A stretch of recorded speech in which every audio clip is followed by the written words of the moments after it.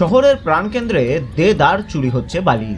Siliguri Airview মোড় সংলগ্ন মহানন্দা নদীর ছবিটা প্রায় প্রতিদিনই এমনই। স্থানীয় সূত্রে জানা গিয়েছে, এলাকার বাসিন্দাদের একাংশ নদীর চরে গর্ত করে বালি পাথর তুলে সেগুলো চড়া দামে বাইরে বিক্রি করে দিচ্ছে। এর ফলে যে কোনো সময় বড় ধরনের বিপদ ঘনিয়ে আসতে পারে বলে আশঙ্কা প্রকাশ করেছেন পরিবেশবিদরা। শিলিগুড়ি থেকে পারমিতা রায়ের রিপোর্ট, উত্তরবঙ্গ সংবাদ।